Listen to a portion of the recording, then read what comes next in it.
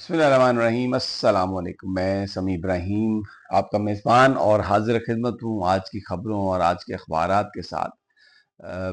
بڑا ایک آغاز جو ہے میں ایک ایسی خبر سے کر رہا ہوں جس سے واقعی ہر پاکستانی جو ہے اس کا دل ٹوٹتا ہے۔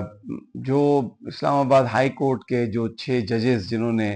خط لکھا تھا قاضی فائز عیسیٰ صاحب کو کہ ان کو کس طریقے سے ایجنسیز نے اور ایگزیکٹو نے ڈرا دھمکا کر جو سیاسی معاملات ہیں ان پر اپنی مرضی کے فیصلے لینے کی کوشش کی، ان کے خلاف جو کارروائیاں ہیں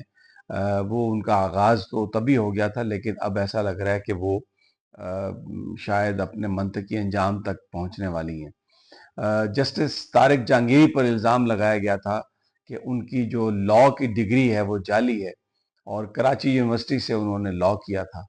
لیکن کل وہاں پر جو پروفیسر ریاض احمد ہیں جو یونیورسٹی کی سینٹ کے ممبر بھی ہیں وہ اغوا ہو گئے اور بڑا شور مچا، لیکن 8 گھنٹے بعد جب وہ ریکور ہوئے تو انہوں نے جو گفتگو کی اس سے بہت ہی زیادہ چیزیں ایکسپوز ہوئیں اور بڑا افسوسناک صورتحال سامنے آئی کہ کل سینٹ کی انفیئر مینز کمیٹی نے رپورٹ دینی تھی جسٹس جہانگیری کے حوالے سے، تو ریاض صاحب نے یہ بتایا کہ ان کو شاید اغوا اسی لیے کیا گیا، ایک تھانے لے جایا گیا پھر دوسری جگہ لے جایا گیا، کوئی ان کے خلاف پرچہ نہیں تھا اور ان پر جو مبینہ طور پر دباؤ تھا وہ یہی تھا کہ وہ اجلاس میں شرکت نہ کر سکیں، اور جو انفیئر مینز کمیٹی نے جس انداز میں جسٹس طارق جہانگیری کے خلاف جو فیصلہ دیا ہے، جس کا بارے میں یہ تصور کیا جا رہا ہے یا خدشات کا اظہار کیا جا رہا ہے کہ سوموار کو یہ پبلک کیا جائے گا، اور اس میں جو انفیئر مینز کمیٹی ہے انہوں نے قواعد کو بالکل سبوٹاج کیا، اور ہوتا تو یہ ہے کہ اگر کسی کے بارے میں کوئی درخواست آئی ہو، کوئی کمپلینٹ آئی ہو تو سب سے پہلے اس انڈیویجول کو بلا کر اس کی بات کو سنا جاتا ہے، لیکن یہاں پہ انفیئر مینز کمیٹی نے جسٹس طارق جہانگیری کو نہ کوئی نوٹس دیا، نہ ان سے ان کا موقف پوچھا، نہ ان کو بلایا گیا، بلکہ خود ہی ایک رپورٹ بنائی اور اس رپورٹ میں جسٹس جہانگیری کو انہوں نے ان کے اوپر الزامات کو درست قرار دیتے ہوئے یہ ریکمنڈیشن دی ہے کہ جناب ان کو ہٹا دیا جائے، ان کی جو ڈگری ہے وہ جعلی ہے اور ان کی جو انرولمنٹ ہے وہ بھی جو بطور وکیل اس کو بھی کینسل کیا جائے۔ اب یہ سوموار یا منگل کو یہ فیصلہ سامنے آ جائے گا، لیکن پروفیسر احمد ریاض نے یہ بات بتائی کہ کس طریقے سے ایجنسیاں اور ایگزیکٹو دباؤ ڈال رہے ہیں، اغوا کر رہے ہیں کہ یہ جو معاملہ ہے جسٹس جہانگیری والا اس پر اس طرح کا فیصلہ لیا جائے۔ بڑی افسوسناک صورتحال ہے۔ قاضی فائز عیسیٰ صاحب یہ کہتے تھے کہ میرے ہوتے ہوئے تو کسی جج پر کوئی دباؤ نہیں ہے، میں جب سے آیا ہوں کسی طرح کی کوئی ایسی بات نہیں آئی، حالانکہ جو سرگودا سے عباس صاحب تھے انسداد دہشت گردی کے جج، انہوں نے یہ بات بتائی کہ کیسے ان کے اوپر دباؤ ہے۔ پھر اس کے بعد جو اعجاز آصف صاحب ہیں پنڈی میں جو جج ہیں ان کے خلاف جس طرح ریفرنس بنانے کی کوشش کی گئی اور پریزن ڈپارٹمنٹ نے اور پھر جس طرح ان کو تبدیل کرنے کی کوشش کی گئی وہ سب قاضی فائز کے سامنے، لیکن بالآخر ان دونوں ججز کو بھی تبدیل کر دیا گیا۔ اور پھر اس کے بعد جو ایک کیمپین ہے اسلام آباد ہائی کورٹ کے ان ججز کے خلاف جنہوں نے مخصوص نشستوں کے فیصلے پر قاضی فائز عیسیٰ کی مخالفت کی، اور جو میجورٹی ججز ہیں انہوں نے کہا کہ یہ جو نشستیں ہیں یہ جائیں گی تحریک انصاف کو، ان کے اوپر جس طریقے سے ایک ویلیفیکیشن کیمپین ہے وہ بھی قاضی فائز عیسیٰ کے سامنے ہے، لیکن انہوں نے کوئی اپنا رول پلے نہیں کیا، اور اب یہ جسٹس طارق جہانگیری کو نکالنے کا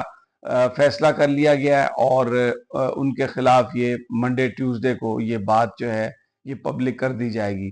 دوسری جانب جسٹس منصور شاہ جو ہیں وہ امریکہ کے دورے پر ہیں، وہاں سے وہ 12 سپٹمبر کو واپس آئیں گے۔ اب 13 سپٹمبر کو قاضی فائز عیسیٰ نے جوڈیشل کمیشن کا اجلاس طلب کر رکھا ہے، جس میں غالباً جو 6 ججز جو اور بھرتی کرنے ہیں، کیونکہ خدشات یہ ہیں کہ شاید اگلے 5-7 دنوں میں قومی اسمبلی میں یہ لیجسلیشن کر لی جائے گی کہ ہائی کورٹ سپریم کورٹ کے ججز کی تعداد بڑھا کر 17 سے بڑھا کر 23 कर दी गई है, 2 एडहॉक जजेस, तो ये टोटल 25 हो जाएंगे। और फिर इसके साथ साथ ये जो तारिक जहांगीरी साहब के हवाले से जो खबरें आ रही हैं, उसमें भी सुप्रीम जुडिशल काउंसिल जो है वो कोई बात कर सकती है, कोई रिकमेंडेशंस उसकी आ सकती हैं, या जो दूसरे जजेस हैं उनके हवाले से कुछ बात जो है वो सामने आ सकती है। तो एक बड़ा अजीब सी सिचुएशन है, जो हमें एग्जेक्टिव और एजेंसीज उन लोगों के खिलाफ कार्रवाई करती हुई नजर आ रही हैं जो उनकी मर्जी के खिलाफ फैसला कर रहे हैं, कानून के मुताबिक जो है वो फैसले कर रहे हैं। दूसरी जो अहम खबर है वो एक कंफ्यूजन आज मीडिया में है। नवाज शरीफ साहब को कोट करके ये कहा गया है कि उन्होंने कहा है कि तमाम सियासी जमातों को और स्टेक होल्डर्स को, यानी इदारे जो हैं जिनमें फौज भी शामिल है, जिनमें अदलिया भी शामिल है और सियासी जमातों में पीटीआई भी शामिल है, कि आपस में बातचीत करनी चाहिए ताकि मिलकर मामलात को हल किया जाए। लेकिन एहसन इकबाल जिन्होंने ब्रीफ किया, उन्होंने कहा कि जब तक तहरीक इंसाफ अपने आप को 9 मई से अलहदा नहीं करती उनसे बातचीत नहीं हो सकती। राना सनाउल्लाह ने भी यही कहा है कि 9 मई से अपने आप को अलहदा करे। ख्वाजा आसफ ने तो कहा बिल्कुल मुलाकात नहीं हो सकती। तो नून लीग के अंदर भी एक अपनी उनकी मुख्तलिफ आरा सामने आ रही हैं। अब ये बाई डिज़ाइन है, ये आने वाले वक्तों में पता चलेगा, या खुद से वो ये बयान कर रहे हैं, दे रहे हैं। लेकिन जो 8 सितंबर का जलसा है उसके हवाले से राना सनाउल्लाह ने ये बात की है कि जलसे की इजाज़त नहीं दी जाएगी। हालांकि डिप्टी कमिश्नर ये नोटिफिकेशन कर चुके हैं जब पिछला जलसा मुलतवी हुआ था, लेकिन अब राना सनाउल्लाह ने ये इंदिया दिया कि 8 सितंबर के जलसे की इजाज़त नहीं दी जाएगी, 9 मई से अपने आप को अलहदा करें। हालांकि 9 मई से पीटीआई का कोई ताल्लुक नहीं। इमरान खान बार बार कह चुके हैं कि 9 मई उन्होंने कराया जिन्होंने फुटेज चोरी कराई और जो दिखा नहीं रहा है कि किन लोगों ने ये सब कुछ किया था। तो ये एक नया सिनेरियो जो है वो डेवलप हो रहा है। दूसरा, जो सेनेटर मुश्ताक नून जमात इस्लामी के, कल उनको और उनके 15 साल बच्चे को उठा लिया गया जब वो इस्लामाबाद में डी चौक में गजा के हवाले से एक मुजाहरे को लीड करने की कोशिश कर रहे थे, और पुलिस कह रही है कि हम नहीं उठाया, हमें नहीं पता। हालांकि वो वहां से लोगों के सामने उनको उठाया गया, कहाँ उनको रखा गया, कहाँ ले जाया गया, इस हवाले से बिल्कुल नहीं पता। दूसरी जानिब मार जो मुआशियात हैं डॉक्टर कैसर बंगाली, उन्होंने 3 कमेटियां थी हुकूमत की, उनसे इस्तीफा दे दिया। ये अखराजात में कमी की कमेटी से भी इस्तीफा दिया। उन्होंने कहा कि ये गवर्नमेंट संजीदा ही नहीं है, जो कहती है वो करने में संजीदा नहीं है, और कोई रिफॉर्म्स नहीं, और कोई अखराजात में ये कमी करने के लिए तैयार नहीं है। और दूसरी जानिब अगस्त और जुलाई के जो इन्होंने जो टैक्स कलेक्शन थी उसमें कमी है, और इससे लगता है कि कोई नया बजट भी आएगा और आईएमएफ के साथ जो एग्रीमेंट है शायद वो भी पूरी तरीके से पूरा ना हो सके। और एक और बड़ी अहम खबर कि वो जो आर्मी ऑफिसर कुलाची से अगवा हुए थे अपने 3 रिश्तेदारों के हमरा,